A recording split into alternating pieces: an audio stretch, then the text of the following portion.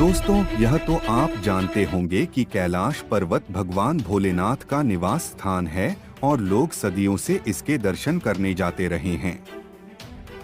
कैलाश पर्वत की परिक्रमा का बड़ा महत्व है।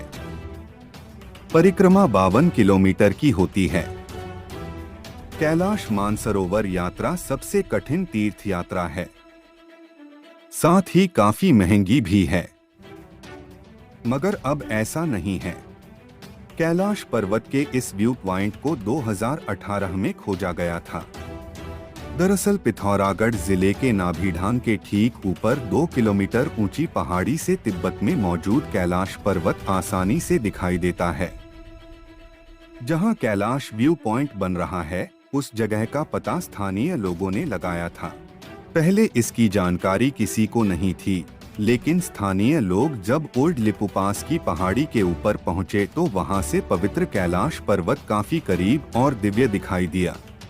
हालांकि ओल्ड लिपू पास तक पहुंचने के लिए 2 किलोमीटर की कठिन चढ़ाई चढ़नी पड़ती है। इसलिए यात्रा को आसान बनाने के लिए रास्ता बनाया जा रहा है। करीब 18,000 फीट ऊंचाई पर कैलाश व्यू पॉइंट बनने जा रहा है। इसका निर्माण होने में कम से कम 2 साल का समय लगेगा। उसके बाद यहां कार से सीधे पहुंच सकेंगे। नाभिढांग से लिपुलेख दर्रा तक लगभग 6.5 किलोमीटर लंबी सड़क को काटने का काम शुरू कर दिया है।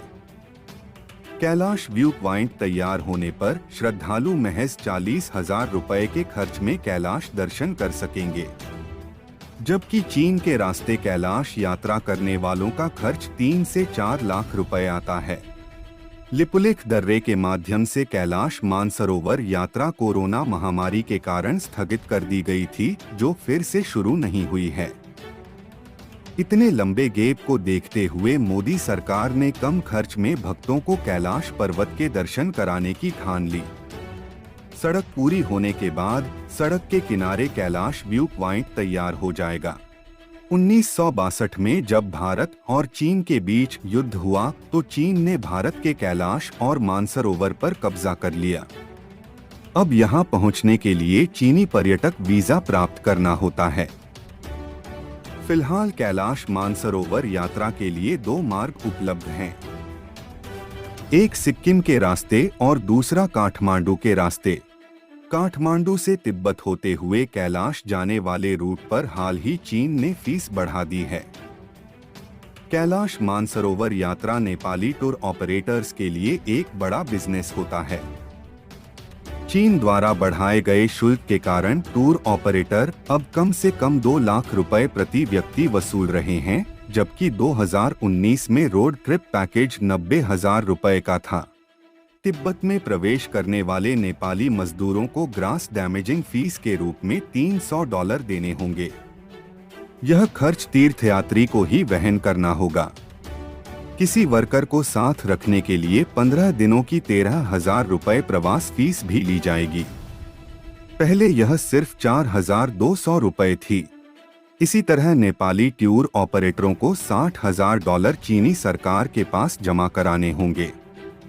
इन शर्तों और फीस बढ़ोतरी के कारण कैलाश तीर्थ यात्रा महंगी हो गई, लेकिन अब नया व्यू पॉइंट बनने से श्रद्धालु भारत से पवित्र कैलाश पर्वत के दिव्य दर्शन कर सकेंगे।